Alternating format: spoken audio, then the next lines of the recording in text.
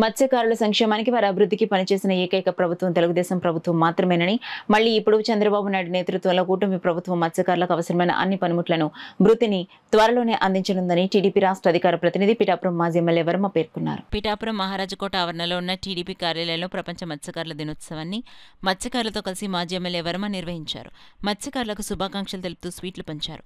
ఈ సందర్భంగా ఏర్పాటు చేసిన మీడియా సమావేశంలో వర్మ మాట్లాడారు. అన్నా క్యాంటీన్కి అక్కడ శాంక్షన్ అవడం జరిగింది. తెలుగుదేశం టైంలో స్థల సేకరణ చేయడం జరిగింది. ఆ స్థలాన్ని వైఎస్ఆర్సీపీ నాయకులు మొన్న జగన్ ప్రభుత్వంలో అమ్మేసుకోవడం కూడా జరిగింది. అక్కడ అన్నా క్యాంటీన్ ఆవశ్యకత ఉందని కూడా నేను కూడా కళ్యాణ్ గారికి, చంద్రబాబు నాయుడు గారికి కూడా తెలియజేయడం జరిగింది.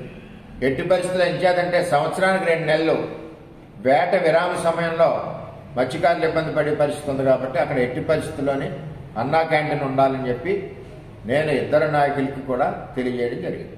ఇటు చంద్రబాబు నాయుడు గారికి, అటు కళ్యాణ్ గారికి ఆయన దృష్టిలో పెట్టారు. సానుకూలంగా స్పందించారు. ఎట్టి పరిస్థితుల్లోనే అక్కడ అన్నా క్యాంటీన్ వచ్చే ఏర్పాటు కూడా మేము చేస్తామని తెలియజేస్తాం. అలాగే వైఎస్ఆర్సీపీ ప్రభుత్వంలో ఒక వల కానీ, ఒక బోటు కానీ, ఒక ఆయిల్ ఇంజిన్ కానీ, ఒక సేఫ్టీ ఎక్విప్మెంట్ కానీ మత్స్యకారులకు ఏ విధంగా దొరకలేదు.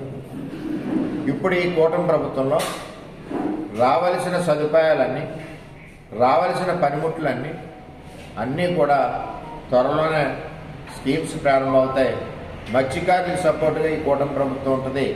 మత్స్యకారులందరికీ సపోర్టుగా మేము ఉంటామని చెప్పి మరొకసారి తెలియజేసుకుంటూ, మత్స్యకారు గ్రామాల్లో ఏదైతే అరవిందో ఫార్మా, దివీస్ ఫార్మా నుంచి వేట పడకుండా ఇబ్బందికర పరిస్థితులు పడుతున్నారో వాటి మీద కూడా దృష్టి పెట్టి పొల్యూషన్ లేకుండా మత్స్యకారులు వేటపడే విధంగా వారికి రావాల్సిన విధానాలు ఏమన్నా అవి, అదేవిధంగా వాళ్ళ పిల్లలకు రావాల్సిన ఉద్యోగాలున్నా వీటన్నిటిని కూడా ప్రయత్నం చేయడమే కాకుండా మత్స్యకారులు ఏ విధంగా మార్గం చూపిస్తే ఆ మార్గానికి సపోర్ట్గా ఎల్లప్పుడూ నేను ఉంటానని చెప్పి మత్స్యకారు దినోత్సవం సందర్భంగా మరొకసారి మా మత్స్యకారు కుటుంబ సభ్యులందరికీ కూడా పేరు పేరున శుభాకాంక్షలు తెలియజేస్తాను.